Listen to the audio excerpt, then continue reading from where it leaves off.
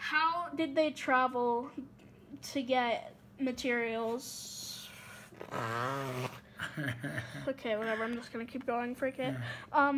Okay. How did they travel to get to other places to get materials that aren't on the islands that they live on?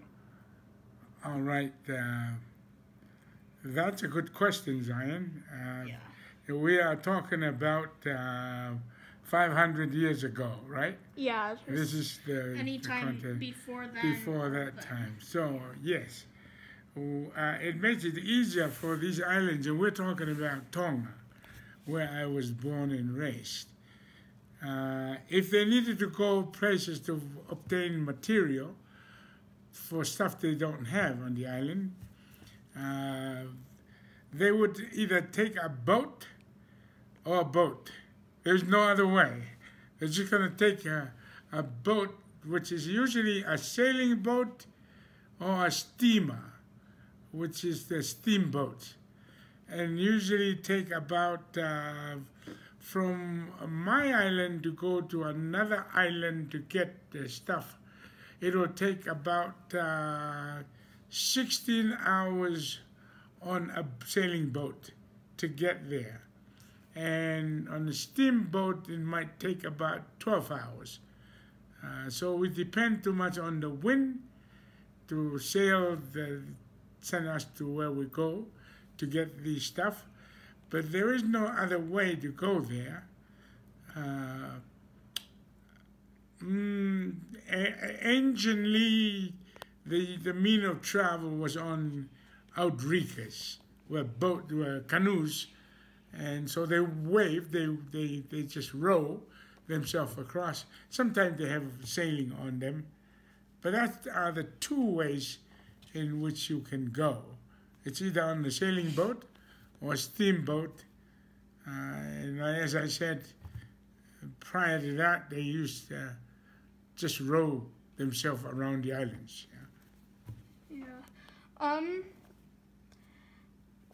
Okay. Were there? Never mind. That's a bad question. Like, were there other ways to get around between island to island other than boats? But you just answered that. Well, you can elaborate more on it. I can elaborate more on it. Yeah. So, yeah, as I said earlier, to go to a bigger island where there are three groups of island. If you want to go from one group of island to another group of island, you take the sailing boat. Or if you want to just go in the island within the group, like I'm from Ha'apai, in my islands there are maybe about 60 or 70 different islands in that group. So we could go there by canoes. We can just row ourselves to there. Sometimes if there are causeways between the islands, we can either walk during the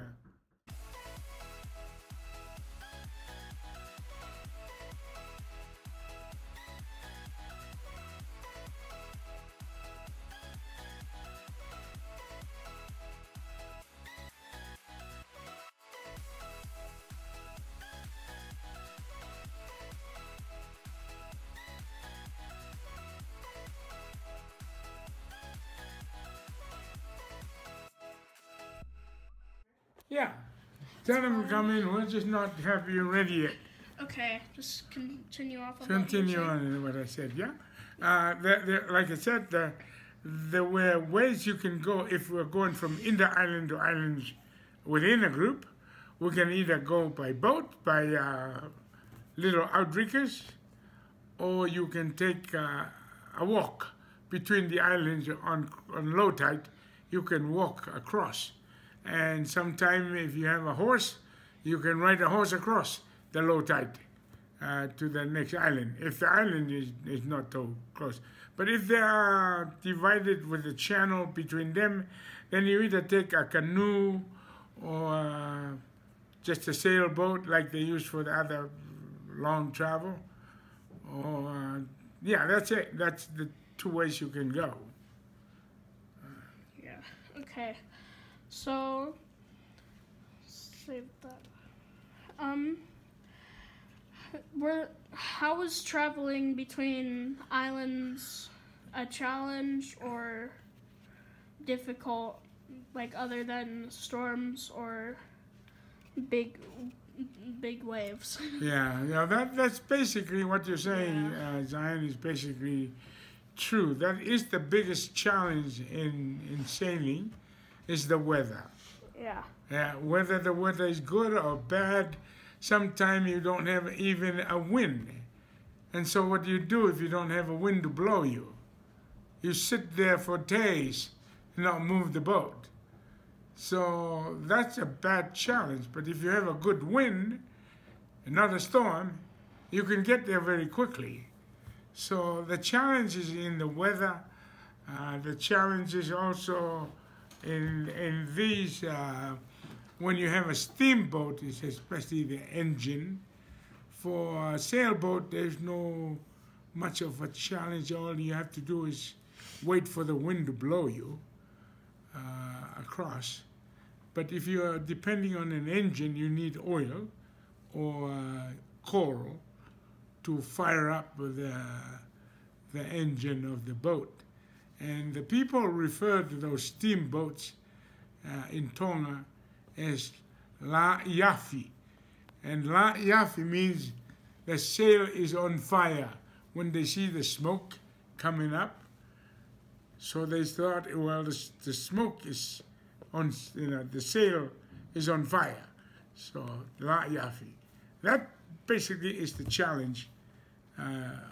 Other than that, there is no other big challenge because it doesn't take very much to man a sailing boat. And you always find a good skipper that will take you across. Yeah? Okay, yeah. What did they use anything other than the sun or moon to tell direction? Yeah, that's a good question too. Because in those days they didn't have compass to tell them where north, south, and east is. They would use basically what you said, the sun, the moon, and the stars. The heavens was their compass. They know what position the sun is. They can tell what time it is. It goes down morning, noon, and evening is usually, you can tell that by the shade the sun is hitting on a particular object.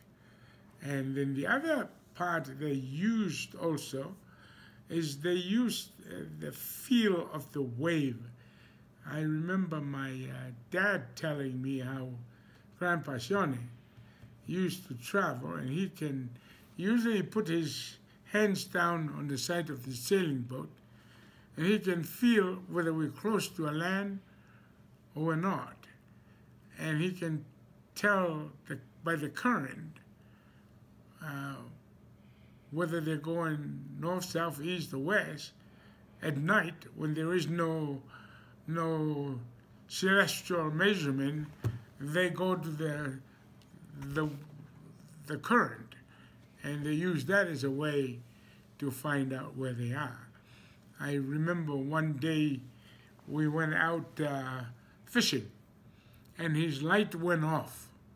There was no way for me to tell where is the deep sea and where is the beach where I'm supposed to be headed to. Because it's all deep dark, right? If I go one way, I might fall into the ocean.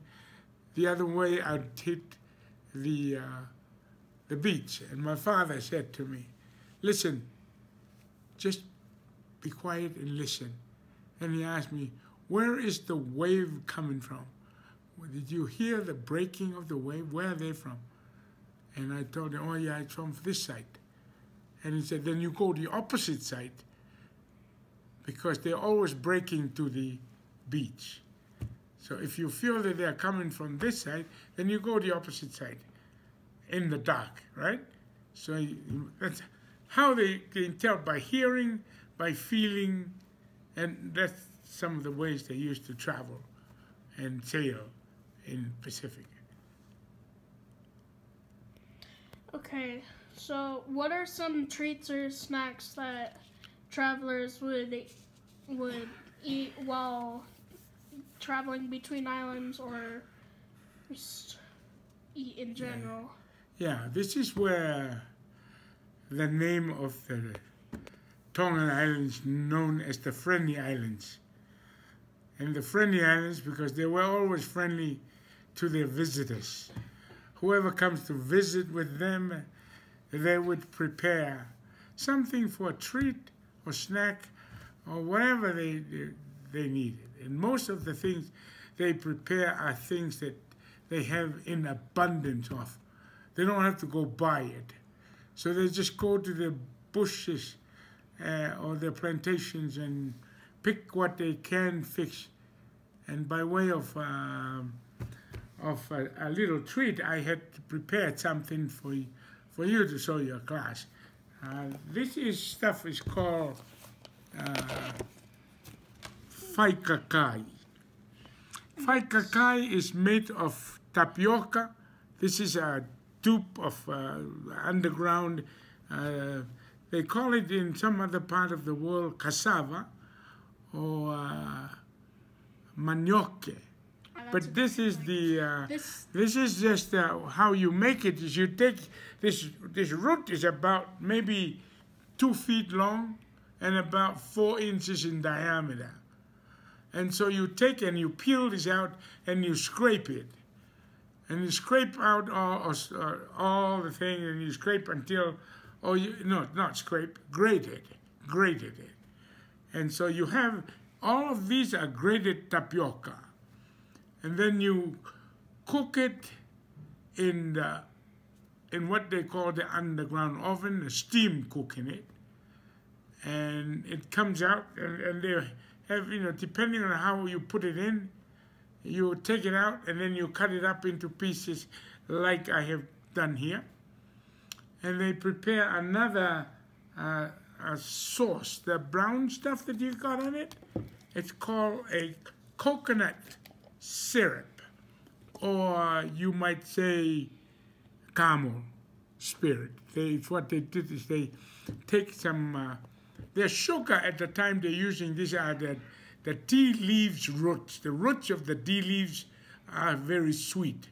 And they take those and bake it and add some coconut milk into it, and they make this coconut syrup with it.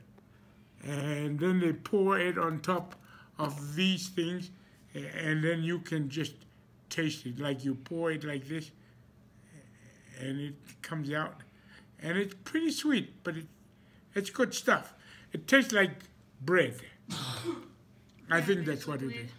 It's like bread with... Tastes like... Yeah. Yeah. So you can... This is one particular treat that they use a lot, because tapioca is very... It's what we call in Tonga the famine food. You can never get rid of it. You don't even have to plant it. They grow wild. And so you go out and get these things and you grate it all up and you make tapioca whaikakai, or you can make the tapioca or manioke tama, which is the bread, or you can make soup, or sometimes you take the meat that you have just grated and squeezed it all out. And the water that comes out of there, if you dry it, it becomes flour. It's called manioke flours.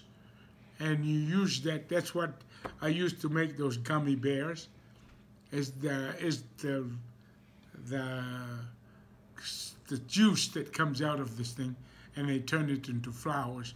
And you can bake it. You make things with those. Yeah? Yeah. Okay. I don't have any more questions. Well, I'm glad that you came by and asked me those questions. It makes me remember when I was a young boy, your age. We were still doing this kind of things. And It's accessible. I was surprised when I went to the Polynesian store to see if they have manioc, and they did. They have coconut, they did. They have so it's accessible here in the United States after so many years of people doing this. Okay. Thank you very much for the interview. I hope you learned something. Yeah. Thank you, Grandpa, for answering these thingies. And